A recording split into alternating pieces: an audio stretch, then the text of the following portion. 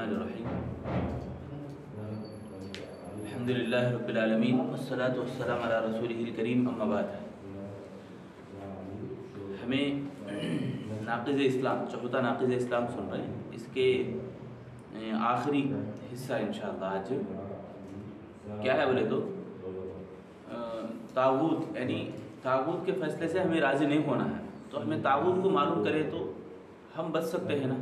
اسلام میں قانون جو شریعت ہے، جو لا ہے، اللہ تعالیٰ جو فیصلہ ہمارے کو بتایا ہے، جو قانون ہمارے کو سمجھایا ہے، اللہ کے نبی صلی اللہ علیہ وسلم کے ذریعے سے میں اور آپ جس قانون کی بات ہم کرتے ہیں، جس قانون پہ ہمیں چلنے کا دعویٰ کرتے ہیں اور لوگوں کو بلاتے ہیں، یعنی بہترین دین، بہترین اسلام ہم یہ ہے بولتے ہیں، وہ اللہ کے نبی صلی اللہ علیہ وسلم کے قانون اور فیصلے، نبی کی سنتیں، یہ ساری چیزیں آتی ہیں۔ تو غیر اسلامی قانون کو نہیں ماننا ہے، یعنی طاغوت کے فیصلے کو نہیں ماننا ہے۔ تو طاغوت امام ابن قیم رحمۃ اللہ علیہ بیان کرتے ہیں، کئی ہیں طواغیت، طاغوت بولے تو ایک، طواغیت بولے تو کئی، یعنی بہت زیادہ ہیں۔ ان میں سے مختصر محمد بن عبد الوہاب علیہ الرحمہ جو ہمیں کتاب پڑھ رہے ہیں نواقض اسلام، وہ خود بیان کرتے ہیں 5 ہیں، 5 طواغیت بڑے بڑے ہیں، ان کے علاوہ اور بھی ہے۔ تو 5 طواغیت یہاں آپ دیکھ سکتے ہیں۔ ابلیس سب سے پہلے، ابلیس کے بارے میں اللہ تعالیٰ فرمایا، طاغوت کا معنی کیا پہلے یہ ہمیں جان لیں گے۔ طاغوت کا معنی حد سے پار ہونا، حد سے بڑھ جانا، گزر جانا، جو حدود اللہ بیان کیا اس کو باؤنڈری کراس کرنا۔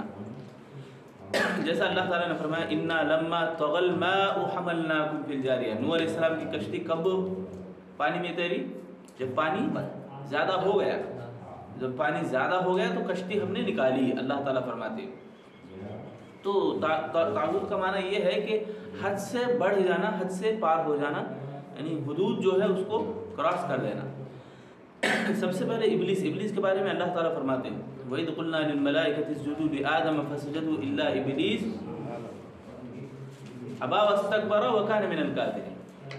دیکھو اللہ تعالیٰ خود بول رہا ہے ابلیس کافر ہے بول کے، ابا واستکبر وکان من الکافرین۔ آدم علیہ السلام کے سجدے کے بارے میں ہے نا، سجدہ کرو بولے تو سجدہ نہیں کرا، سوائے ابلیس کے سب کر دیے۔ اللہ تعالیٰ اس کے بارے میں، ابلیس کے بارے میں کہا کہ ابلیس شیطان ہے، یہ کافر ہے۔ نہ صرف کافر بلکہ وہ اللہ کے عزت کی قسم کھا کے بولا میں سب کو بہکاؤں گا۔ جو ٹاپک ہمارے کو لینا کیا ہے، جو سمجھنا طاغوت، یعنی طاغوت کا معنی کیا، شیطان کی طرف ابھارنا، حد سے بڑھ جانے والی باتوں کی طرف لوگوں کو ابھارنا، طاغوت۔ تو شیطان سب سے پہلے طاغوت ہے۔ یہ کیا کرتا ہے، لوگوں کو بہکاتا ہے، پھسلاتا ہے، لوگوں کو دعوت دیتا ہے برائی کی طرف، آمادہ کرتا ہے۔ تو طاغوت سب سے پہلے۔ دوسرا طاغوت کیا ہے، وہ آدمی جو جس کی عبادت کی جائے اور وہ اپنی عبادت کرنے کو پسند کرے۔ امام ابن عثیمین علیہ رحمہ، صالح بن عثیمین رحمۃ اللہ علیہ بیان کرتے ہیں کہ آدمی مرا ہوا ہو یا زندہ ہو، جس کی عبادت اگر کی جا رہی، جس کی عبادت اگر کی جا رہی تو وہ آدمی طاغوت میں آ جاتا، یعنی عبادت کرنے جس معبود کی عبادت کی جا رہی تو وہ بھی طاغوت ہے، یعنی جتنے بھی اصنام ہیں، بت ہے، یہ ساری چیزیں طاغوت کے اندر آتی ہیں۔ شرک جن کی کرتے نا، درخت ہے، ہر کنکر شنکر ہے نا غیروں کے پاس، تو یہ جو بھی جس کی بھی عبادت کی جاتی ہے وہ سارے طاغوت میں آتے ہیں۔ تیسرا، وہ آدمی جو لوگوں کو دعوت دے میری عبادت کرو بولے۔ آج ہے نا بہت سارے لوگ، میں سب کچھ جانتا ہوں، میں خدا ہوں، تمہارا بھگوان ہوں، ایسا مدعی جو ہے وہ بھی طاغوت ہے، لوگوں کو دعوت دیتا ہے میری عبادت کرو بول کر۔ چوتھا، وہ علم غیب کا علم رکھتا ہوں، علم غیب کا دعویٰ کرتا ہوں، علم غیب میرے پاس ہے بول کر دعویٰ کرتا ہوں، یعنی مدعی علم غیب، مدعی علم غیب یعنی دعویٰ کرتا ہو کہ میرے پاس علم غیب ہے۔ دیکھو اللہ تعالیٰ کے سوا کسی کے پاس علم غیب نہیں۔ علم غیب بولے تو اگوچر وشار بولتے ہیں تیلگو میں، آنے والی بات، فیوچر کے بارے میں جانکاری حاصل رکھنا، ایسا دعویٰ کرنا، یہ سوائے اللہ کے کسی اور کے پاس نہیں ہے۔ اللہ کے نبی صلی اللہ علیہ وسلم کو اللہ تعالیٰ حکم دیا، سورہ نمل کی آیت ہے وہ، اللہ تعالیٰ فرماتے ہیں قُلْ لَا يَعْلَمُ مَنْ فِي السَّمَاوَاتِ وَالْأَرْضِ الْغَيْبَ إِلَّا اللَّهُ وَمَا يَشْعُرُونَ أَيَّانَ يُبْعَثُونَ۔ یعنی اے نبی آپ بول دو، یعنی تمام لوگوں میں کھڑے ہو کر بول دو، تمام لوگوں کے بڑے بڑے مجموعوں میں کھڑے ہو کر اللہ کے نبی صلی اللہ علیہ وسلم یہ آیتیں پڑھیں تو اللہ تعالیٰ بول رہے ہیں آپ بول دو تمام لوگوں میں، من فی السماوات، آسمانوں میں جو بھی ہے، جو کچھ بھی ہے سوائے اللہ کے، زمین میں جو کچھ ہیں، تو تمام کے پاس بھی علم غیب نہیں ہے، یعنی الا اللہ وما یشعرون ایان یبعثون، یعنی جو دعویٰ کرتے ہیں علم غیب کا ان کو خود شعور نہیں کہ وہ کب اٹھائے جائیں گے، ان کے بارے میں کیا معاملہ ہوگا، ان کو خود معلوم۔ تو علم غیب آج یہ بہت بڑا ہمارا مسئلہ بن گیا ہے۔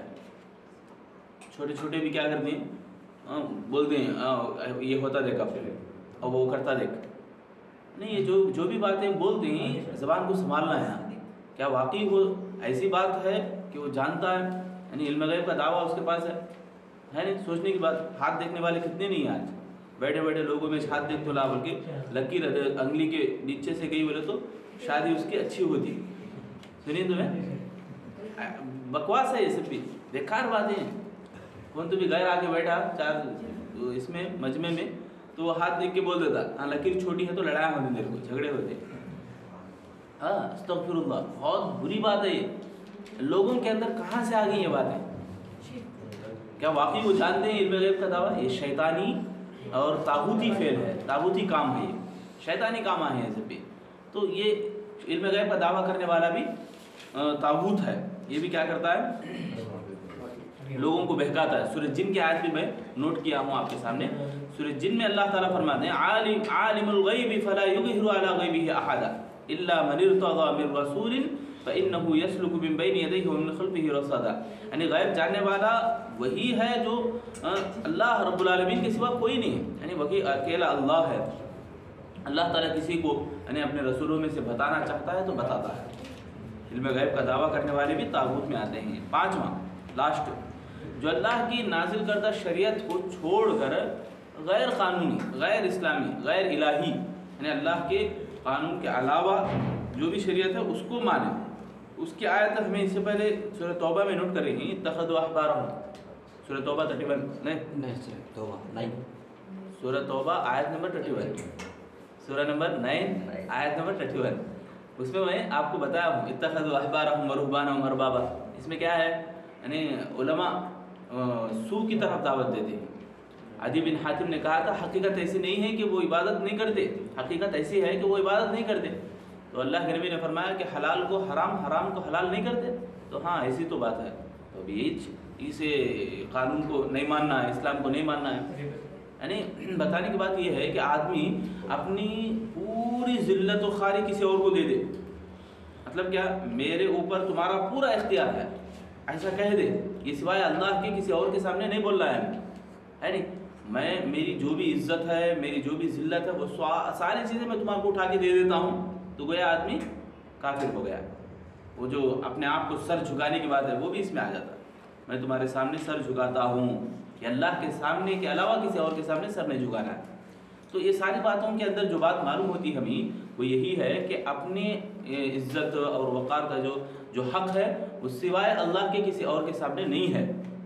تو یہ پانچ جو چیزیں ہیں یہ بڑے بڑے طواغیت ہیں، بڑے بڑے طاغوت ہیں، ان سے ہمیں بچنا ہے۔ تمام انبیاء کا مشن بھی یہی تھا کہ ایک اللہ کی عبادت کرو اور طاغوت سے بچو، یعنی وَلَقَدْ بَعَثْنَا لِكُلِّ أُمَّةٍ رَسُولًا أَنِ اعْبُدُوا اللَّهَ وَاجْتَنِبُوا الطَّاغُوتَ۔ ایسی آیتیں یاد کرنے کی کوشش کرو، موٹی موٹی آیتیں، اب تک آپ کو کچھ آیتیں یاد رہنی چاہیے انشاءاللہ۔ اللہ سے دعا ہے اللہ تعالیٰ تمام لوگوں کو جو بھی ہم سنتے ہیں یاد کرنے کی، یاد رکھنے کی توفیق عطا فرمائے، آمین۔